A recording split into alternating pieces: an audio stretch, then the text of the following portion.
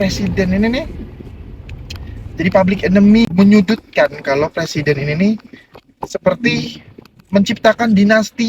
Itu kan tadinya kan yang musuh Pak Presiden ya kan, sampai jadi 2 periode gitu. Sekarang menjadi oposisi. Plot twist banget nggak kan? Korban dirinya kayak menciptakan dinasti untuk kebaikan bangsa Republik Indonesia. Apakah ketika kamu ada di posisi itu, kamu akan tetap mempunyai hati nurani? Speaking, feeling, acting, flip talk, the truth. Kita lihat fenomena yang sekarang kan kayak Pak Presiden itu bela-belain banget ya. Kelihatannya ya. Ini menurut aku ya pribadi, bukan secara objektif ya, ini secara subjektif aku. Pak Presiden ini bela-belain banget untuk masukin anaknya ke ajang pilkada pemilihan kepala daerah gitu. Misalnya sampai ngerubah isi MK gitu, Tatanan konstitusi. tatanan konstitusi sampai diubah gitu demi anaknya. Aku sempat berpikir gitu, kok jadi kayak Pak Presiden ini nih jadi public enemy gitu ya. Menurut aku ya, karena kan ada beberapa anggota DPR dan partai-partai yang ada di parlemen itu ngepro rakyat juga gitu, yang menyudutkan kalau presiden ini nih seperti menciptakan dinastinya gitu loh. Aku berpikir kayak gini, apakah presiden ini Benar, jahat. berusaha untuk menguasai pemerintahan Republik Indonesia ini untuk melawan partai-partai yang bisa dibilang Posisi. oposisi gitu loh, Mam. Sampai yang tadinya kan kayak partai banteng merah kita ini, PDIP, itu kan tadinya kan yang musuh Pak Presiden ya kan, sampai jadi 2 periode gitu. Sekarang menjadi oposisi. Plot twist banget nggak kan? Iya. Plot twist banget ya. Terus sampai aku berpikir, jangan-jangan Pak Presiden ini ingin menjadi oposisi partai yang berkuasa di jajaran parlemen. Jadi seakan-akan dia berkorban gitu ya, dirinya. Berkorban dirinya kayak menciptakan dinasti untuk kebaikan bangsa Republik Indonesia gitu. Ini cuman pemikiran aku pribadi ya. Cuman sejauh ini aku juga merasa kayaknya belum kelihatan banget kalau emang Pak Presiden ingin melawan partai-partai berkuasa saat ini ya. Belum kelihatan banget gitu maksud aku. Mungkin proses kali, Pak. Masih proses ya. Nah ini pemikiran pertama aku. Pemikiran kedua aku, kalau aku ya menempatkan diri aku sebagai presiden, sebenarnya aku bakal melakukan hal yang sama sih, Mam. Maksudnya bukan menciptakan dinasti, tapi sebenarnya aku pengen anak-anakku tuh tidak susah dalam berinvestasi, dalam menciptakan izin-izin usaha gitu, dengan cara menjadi kepala daerah, dia menjadi pejabat lah, menjadi presiden, wakil presiden gitu. Egois sih, Pak. Egois ya. Tapi walaupun cara aku ini niatnya memasukkan keluarga ke dalam sistem pemerintahan Indonesia ini, kalau sampai diprotes sama warganya sendiri, sama rakyatnya sendiri, disuruh mundur, jujur sih aku bakal mundur. Iya, karena kan berarti niat kita tidak baik ya di mata orang gitu. Karena aku masih di mata orang banyak. Di mata orang banyak, karena seegoisnya aku bakal ngedepanin hati nurani, Mam. Kalau sampai cara aku itu sampai orang lain ngerasa orang lain merasa dirugikan, berarti kan hati nurani aku, kalau aku mati. Kalau misalnya aku tetap bertahan, berarti aku hati nurani itu mati, benar kata Mam. Kalau aku tetap bertahan, disuruh di demo gitu. Apakah ketika kamu ada di posisi itu, kamu akan tetap mempunyai hati nurani? Kita nggak pernah tahu. Ini cobaan manusia. Nah, itu. Cobaan tertinggi manusia itu ada harta, ada wanita, ada tahta. Ya itu. Nah ini kepemimpinan, leadership, salah satu cobaan. Jabatan. Iya. Apalagi dia memegang jabatan tertinggi. Oh iya sih. Apakah tidak akan tergoda? Pertama, kedua, apakah tetap punya hati nurani? Apakah hati nurani tetap bekerja gitu? Aku bisa ngomong kayak gini karena emang aku posisinya nggak di situ. Di situ posisinya ya, benar. Bisa jadi seluruh ilmu tentang akidah itu semua jadi luntur ya. Iya. Bisa jadi ya. Bisa jadi. Kita nggak pernah tahu kan sampai kita ada di posisi orang tuh. Sih. Ini aku jadi presiden nih. Jadi berandai-andai kan. Jadi berandai-andai ya. Jadi cuman benar juga sih benar kata Amam, kalau memang di posisi itu apakah benar hati nurani masih ada? Apakah benar Kita tetap akan memegang amanah, amanah? gitu. Iya.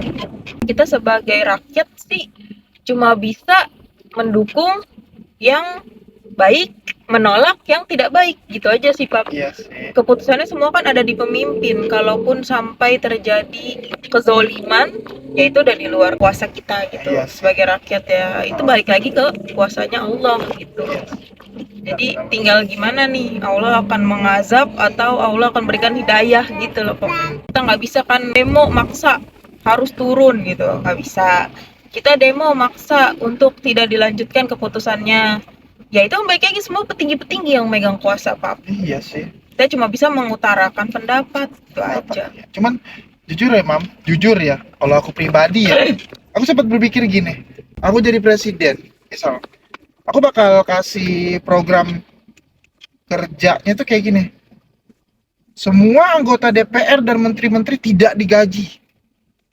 Ya mana ada yang mau jadi menteri? Nah sekarang jadi pertanyaannya, kalau nggak ada yang mau jadi menteri, aku bakal merekrut orang-orang yang tidak mau dibayar dengan uang rakyat.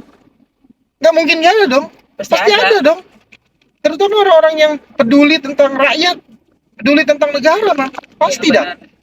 Pasti orang kaya, aku yakin banyak punya prinsip kayak gitu. Cuman kan balik lagi, kita nggak munafik ya, memanfaatkan fasilitas yang ada gitu. Itu tadi yang aku bilang, ketika kita ada di posisi tersebut, ya kita bakal beda cerita Pak.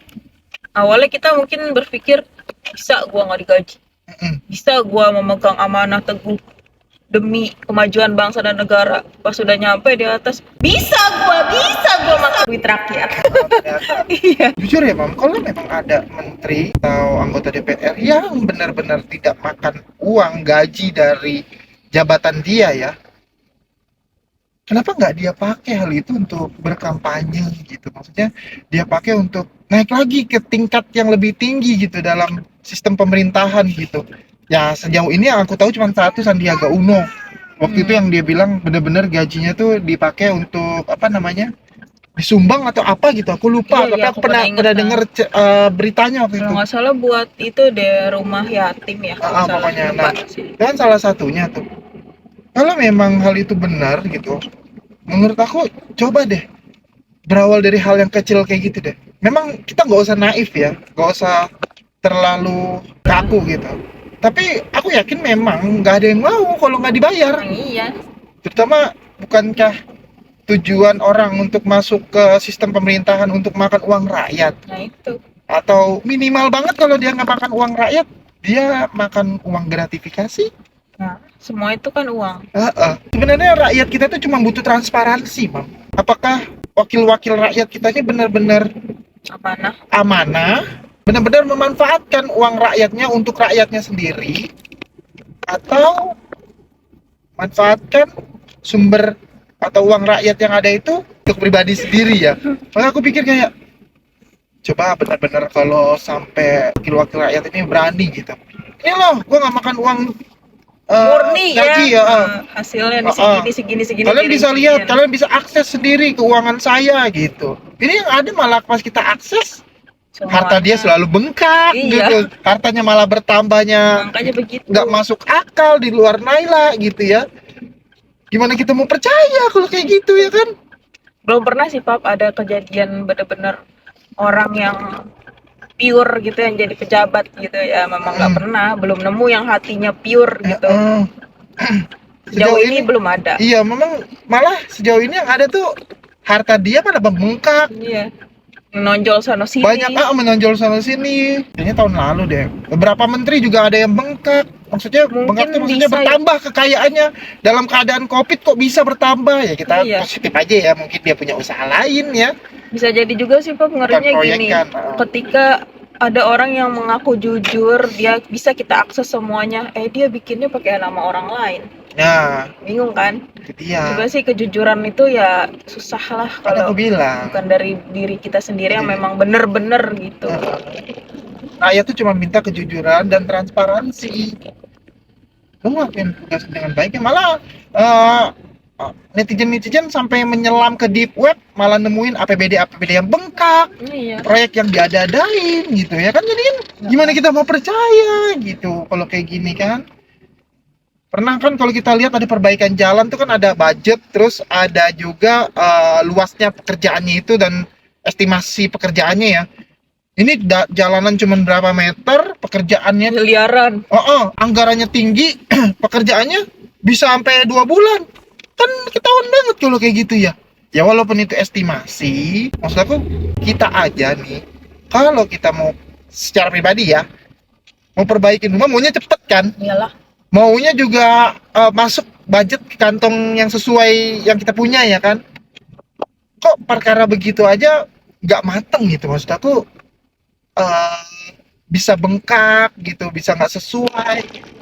Ya emang itu yang dicari. Nah, Kita kan kalau bangun rumah duit sendiri, nah Pak. makanya maksud aku, kok bisa hal-hal kayak gitu. Uang pajak itu bukannya kecil loh. Bayangin, kita setiap jalan kita lihat ada motor, ada mobil, ada mall, ada restoran, itu kan semua ada pajaknya. Aku kurang tahu ya, tapi aku pribadi ngerasa pajak tertinggi di daerah itu adalah pajak kendaraan, Bang. Oh iya, jelas. Itu aku yakin banget, tinggi banget itu. Satu mobil aja minimal 2 juta ya. Satu mobil dengan cc 1500 keluaran tahun 2019 4 juta dihargain. 4 satu. juta satu mobil. Lihat aja ada berapa puluh ribu Bayangkan, mobil. setiap kecamatan itu hitungannya pendapatan itu per kecamatan atau ke Kelurahan. kelurahan ya, aku kurang tahu. Kali aja kalau misalnya di kelurahan itu ada mobil dengan tahun sekian, dengan cc sekian, ya intinya yang budgetnya 4 juta dikali misalnya di kelurahan itu ada 1.500 unit, itu udah berapa itu anggaran ya, walaupun Ya, anggaran banyak itu sebenarnya dibagi untuk PNS setempat ya kan, tapi tetap aja. Emang gaji PNS berapa sih setempat? Aku kurang tahu. UMR ya? Iya sih. Ya berapa Tergantung. paling? Itu Tergantung miliaran lebih, triliunan Iya. pajak. Aku udah bilang, makanya nggak bisa dimain-mainin. Intinya rakyat kita itu cuma butuh tunjukin amanah lu dan tunjukin transparansi pekerjaan lu. Udah itu doang sih, aku yakin. Itu aja yang kita butuhin gitu. Jangan sampai nutup-nutupin lah perkara begini gitu. Di Namanya dunia kan, boleh Pak tutup, di akhirat kan enggak. ya walaupun pas lagi ngejabat lupa sama ibadahnya, terus nanti gampang, nanti juga gua pas tinggal sholat tobat, minta tobat, diterima semua, silahkan. Emang kita nggak bisa menilai gitu, nggak bisa juga kita patok kalau tobat lu tuh pasti diterima, karena bukan urusan kita itu. Ingatlah, minimal banget lah kalau udah berkeluarga, makan duit rakyat itu Dampaknya ke anak. dampaknya ke keluarga sendiri gitu, Iya. ke anak, bisa jadi nanti Anak nggak bener. jadi nggak bener, atau rumah tangganya jadi nggak bener, Ya, atau lagian- dirinya jadi gampang kena penyakit. Jangan kepedean lah, bisa sampai tua. Belum tentu umur lu nyampe. Intinya ingat, sementara jabatan mah, jangan ngerasa tuh sampai mati lu megang jabatan terus, enggak. Itu doang sih. Ingat mati aja lah, amanah tuh ingat mati udah. Ingat siapa yang nanti yang jadi hakim yang sebenar-benar hakim di pengadilan akhirat nanti. Capek-capek ngumpulin buat dunia, ujungnya ditinggal. Hmm. Thank you.